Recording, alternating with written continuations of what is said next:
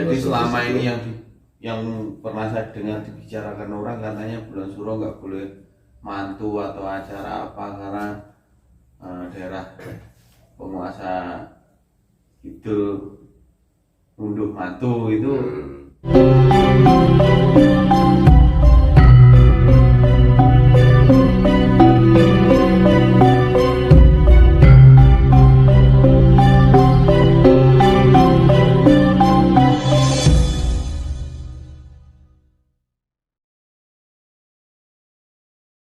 Ini Gitu. ya, gitu. Jadi ya makanya, dan itu kebanyakan termasuk saya itu mungkin ya sering kita itu lupa dengan niat, dan itu memang ada setan yang bertugas mencuri niat itu, melupakan kita akan niat. Ya nuwun sewu, misalkan ya kita dalam sehari itu melakukan aktivitas gampangannya keluar rumah mana ya, kita keluar rumah itu berapa kali dalam satu hari. Kayak umpama dihitung misalkan ada 10 kali, 20 kali keluar rumah. Nah dari 10 kali atau 20 kali itu mau diiling-iling atau diingat-ingatnya, kita berniat berapa kali. Contohnya itu seperti itu termasuk terjadi pada saya juga. Malah saya nggak pernah niat lah, itu yang bikin lupa ya. Sebenarnya itu. Jadi itu yang sering, makanya itu kayaknya kan harus yang sepele kayak gitu tuh. Niat baik aja masih salah ya. Betul. Jadi pentingnya niat itu, karena kalau tidak lolos niat maka amal kita itu tidak akan dinilai. Ya moga-moga semoga ya kita itu tidak dicuri niat kita oleh setan sih, memang khusus mencuri niat itu. Tapi niat itu tidak usah dilisankan, diutarakan kan tidak apa-apa ya Pak ya, cuma dalam hati. Kalau sebenarnya itu niat itu memang di dalam hati gitu ya. Jadi hadirnya hati, hudurnya hati untuk melakukan sesuatu itu. Adanya itu. Cuman kalau misalkan ulama-ulama terdahulu itu kemudian melafalkan dalam bentuk ucapan itu untuk menegakkan yang di dalam hati itu tadi, supaya istilahnya lebih mantap ya, seperti ini tadi loh. Ini kan doa, sebenarnya misalkan doa seperti ini kan dengan perlambang ini supaya misalkan lebih mantap niatnya doa, kayak begitu. Kalau misalkan ibaratnya kita hanya dalam hati, kadang kita serius atau apa, tapi kalau misalkan diucapkan ibaratnya Bismillah, niat kaulah apa, itu kan ibaratnya untuk menancapkan niat itu tadi. Berarti kalau misalkan itu dari dalam kita keluarkan, kemudian kita mendengar, kita masuk lagi, itu kan ibaratnya kan lebih kuat. Pompa itu ya pompa semacam apa? Shimizu itu enggak? Sembulannya kencang. Jadi keluar dimasukkan lagi itu untuk menguatkan niat tadi itu. Berarti untuk membakar pewangian seperti ini yang penting niatnya apa aja Mbak ya. Betul. Kalau pewangian itu kan yang zamannya Kanjeng Nabi itu kan juga menggunakan pewangian beliau itu. Wajib apa sunah Mbak? Kalau itu disunahkan yang pewangian itu. Dan bahkan beliau itu kalau istilah yang mau menemui yang tamu gaib istilahnya, tamu langit yang lebih kan para malaikat itu, pasti beliau menggunakan wewangian. Karena di Arab itu kan setiap sudut-sudut kita itu ada ukurnya untuk wewangian. Kalau di sana memang ya berkelas, ya harus semacam itu. Tapi intinya itu di dalam niatnya itu, ini kan memang wewangian itu disukai oleh makhluk-makhluk gaib. Kalau misalnya kita nih ibarat sedekawan sama makhluk itu kan ya ora masalah toh. Sedekawan, itu kan masuk neng menungso tok ya ndak juga nih. Sedekawan diniatkan karena banyak banyak makhluk seperti kita juga ya Mbak ya, cuma ada yang terlihat kasat mata sama tidak gitu aja. Nah, gitu. Ya kan kalau jenis makannya karena makhluknya beda ya kan dia beda. Kalau dalam bahasa kita kasar kontra harum ya seperti itu. Kalau kita kan ya berwujud begini nih. Karena tidak punya raga, mungkin dia hanya bisa mencium bau bauan ya Mbak ya. Kalau raga itu sebenarnya apa ya? Anunya sifatnya yang berbeda. Maksudnya kalau kita kan berbentuk solid seperti ini gitu ya. Ya. Kalau mereka kan bukan seperti itu, material dasarnya bentuknya itu juga berbeda dari kita, dengan alam yang berbeda dengan kita gitu. Jadi ya seperti itulah. Dan kalau sukanya kan mereka suka seperti semacam kayak bentuk-bentuk gas seperti ini yang bau-bauan seperti itu. Ya, untuk ini Mbak, ini kan mau menghadapi bulan Suro ya Mbak ya. Okay. Untuk bulan Suro sendiri itu meskipun niat kita baik kayak orang nikah itu kan ya baik Mbak ya. Tapi kenapa mayoritas masyarakat kita itu kalau bulan Suro itu seakan-akan untuk membuat acara pernikahan atau acara apa itu kok seperti tidak diperbolehkan, itu dasarnya kira-kira apa yang menurut Mbahnya? Sebenarnya kalau bulan Suro itu karena sangat empatinya leluhur kita atau sangat akhlaknya leluhur kita. Kalau kita masalah itu leluhur kita sangat berbudi pekerti. Jadi di bulan Suro itu kan memang terjadi sebuah peristiwa besar yang itu mengguncangkan alam semesta ini, yaitu jatuhnya Sayyidina Husain di Karbala. Sayyidina Husain itu siapa Pak ya? Sayyidina Husain itu ternyata Sayyidah Fatimah dengan Sayyidina Ali. Jadi Sayyidina Ali dan Sayyidah Fatimah itu punya untuk lain Sayyidina Hasan radhiyallahu anhu dan Sayyidina Husain radhiyallahu anhu. Dan Sayyidina Husain pada waktu itu ketika misalkan ingin ke Persia, kan mertuanya itu kan Persia. Persia. Persia kalau sekarang Iran itu. Jadi Sultan Rum Persia itu mertuanya. Ketika misalkan di Mekah itu terjadi pergolakan, kemudian ingin ke Persia karena di Persia mertuanya dan orang-orang Persia itu sangat menghormati Sayyidina Ali dan memang nanti akan dilindungi oleh orang-orang dari Persia itu. Jadi ketika misalkan dari keberangkatan rombongan Sayyidina Husain dan ada pembantunya, ada keluarga kerabat itu di Karbala itu ya terjadi tragedi yang sangat menyedihkan. Jadi semua Sayyidina Husain dan keluarganya itu semuanya dibantai di sana. Sehingga Sayyidina Husain itu sampai kepalanya dipenggal, dan situnya Sayyidina Husain ini disekseni atau disakseni bahasa Indonesia apa? Disaksikan atau dilihat oleh saksi dan saksi oleh alam semesta ini.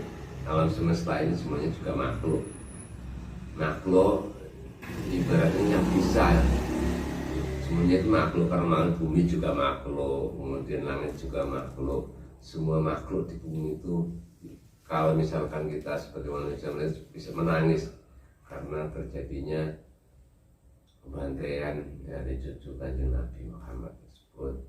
Nah, alam dengan kondisi yang berkabung situ ini menjenengan Sayyidina Husain itu disekseni oleh alam.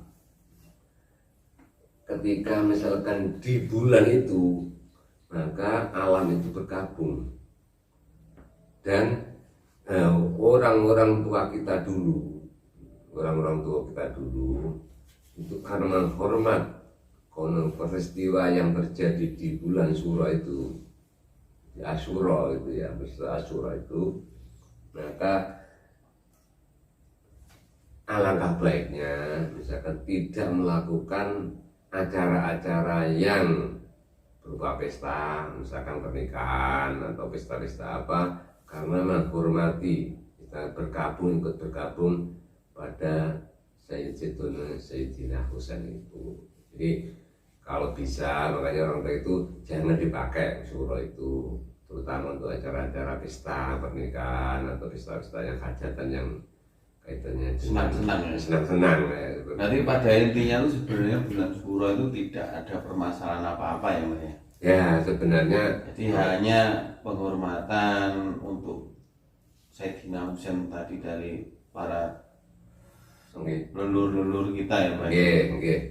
Jadi sebenarnya kalau secara jadi selama ini yang pernah saya dengar dibicarakan orang katanya bulan Suro nggak boleh mantu atau acara apa karena daerah penguasa itu ngunduh mantu itu sebenarnya nggak seperti itu Mbak ya. Ya kalau secara filosofis itu tadi penghormatan karena alam saja itu nyekseni menghormati ikut bergabung kita pada manusia kayak nemene berarti gitu. Nah itu makanya Mbak yang selama ini tuh orang itu apalagi orang hitam ya kebanyakan tuh malah mengarah ke hal-hal yang mistis ya.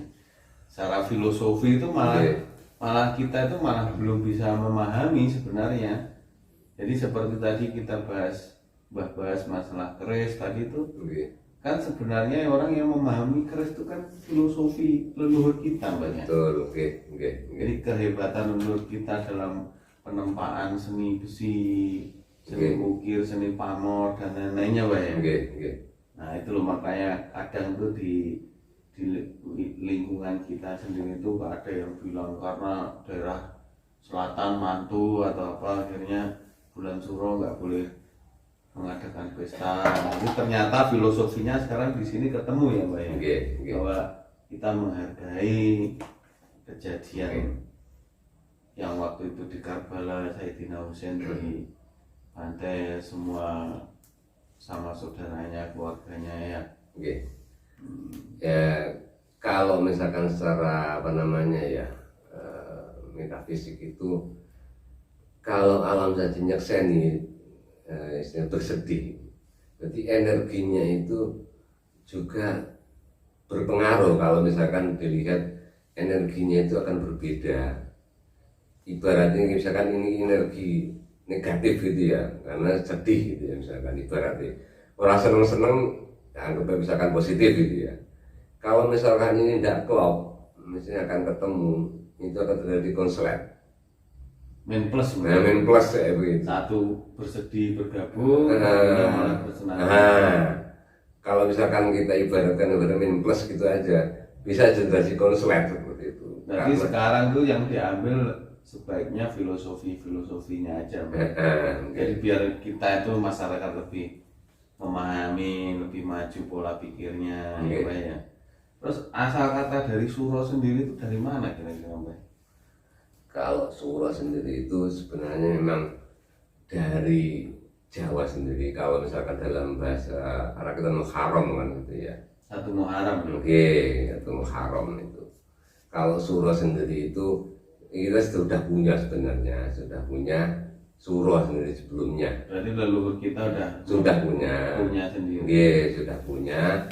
Tapi hanya misalkan pada waktu penanggalan apa namanya, terutama di zaman Mataram itu kan zaman Sultan Agung itu sistem penanggalan dari Jawa itu awalnya kan apa namanya Samsiah kan matahari. Kemudian kalau misalkan Islam itu kan berdasarkan bulan kan gitu. Jadi dari Samsiah tanah Jawa itu kemudian dirubah menjadi penanggalan berdasarkan bulan. Nah, dalam rangka mencocokkan itu maka diadakan penyesuaian gitu ya. Sampai lahirnya apa namanya ada lahirnya sistem penanggalan yang asapan abugi asapan seperti itu. Jadi sebenarnya kita sudah punya suro, itu hanya apa namanya penamaan dari setiap tanggal itu kan. Kalau misalkan jadi ada Sawal itu sebenarnya juga mengadopsi kan, mengadopsi dari nama yang apa namanya Islamnya juga. Kalau di kita juga berada ada Sawal juga kan, Sawal Selo besar kan itu kan. Oh iya. Ya Suro Satar seperti itu. Mungkin ada yang mau ditanyakan lainnya untuk Mbah Lim. Kalau belum ada, mungkin sementara itu aja Mbah. Oke, Nanti oke, kalau oke. ada waktu kita sambung lagi. Masih banyak sebenarnya pertanyaan-pertanyaan Mbah, cuma kan ini udah malam ya. Oke, oke. Nanti nggak enak juga nganggu Mbah Lim, apalagi kondisi masih corona ya, ini corona naik lagi ya. Mungkin itu aja Mbah. Ya, siapa tahu Mbahnya berkenan untuk menutup dengan doa agar masyarakat kita tuh lebih pintar gitu. Jadi memandang segala sesuatu itu dari segi filosofinya ya Mbak ya, bukan dikit-dikit klinik mistis yang tadi masalah musyrik Oke. gitu. Terus sekarang tadi masalah suro. Nah, sekarang kan mungkin dengan penjelasannya menurut pandangannya Mbak Helen kan mungkin bisa mengedukasi. Itu gini kalau tadi kita memandang sesuatu itu klenik, takyul, urafat seperti itu ya. Ya. Itu karena logika kita itu belum mencapai untuk bisa menjelaskan bahwa sesuatu itu logis. Jadi seperti itu, sehingga ketika sesuatu yang belum kita mampu menjelaskan atau menjelaskan secara logis, maka biasanya kita mengambil sesuatu klenik, takyul, urafat seperti itu. Atau ya mungkin efek dari penjajahan Mbak. Jadi kita kan selama ini kan dibutuhkan terus, diadu domba terus. Nah, Orang semakin bodoh kan semakin gampang untuk diadu domba. betul itu sangat mungkin terjadi. Jadi kalau pola pikir masyarakat kita dikit-dikit mistis klenik kan, untuk realitanya, untuk filosofi hidup yang seperti apa seharusnya kita pikirkan kan jadi buram. Oke. Akhirnya dengan semakin bodohnya kan semakin gampang untuk diperbudak, diadu domba dan lainnya. Sekarang aja kan masih, lihat aja sekarang ya, kita tidak usah bahas terlalu melebar kemana-mana Mbak ya. Oke.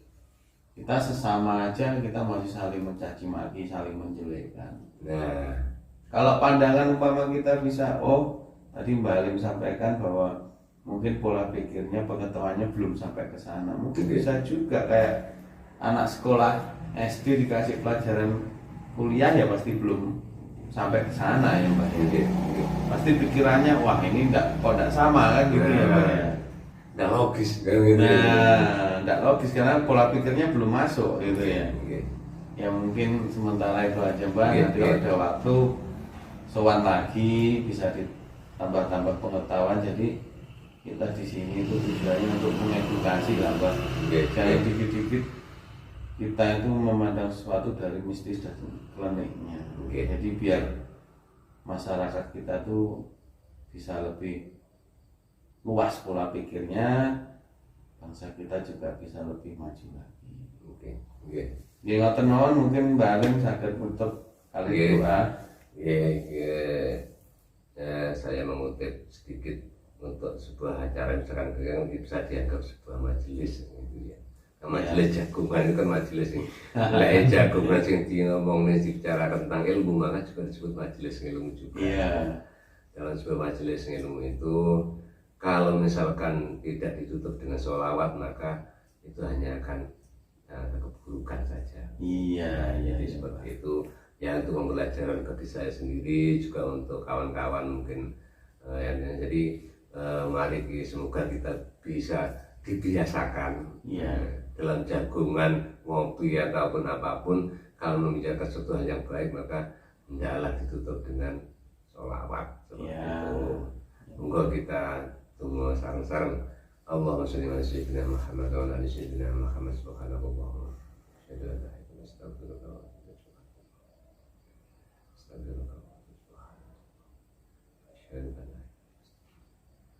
Allah sing Sayyidina Muhammad Rasulullah Allahumma bibaring berkahan anggen kawula sedherek-sedherek menika wau majelisan menika bibaring berkah berkah wonten kawulan atau keburukan sabatanipun Allah Sayyidina Muhammad Rasulullah subhanahu wa ta'ala salamun alal mursalin walhamdulillahi rabbil alamin Allahumma shalli ala Sayyidina Muhammad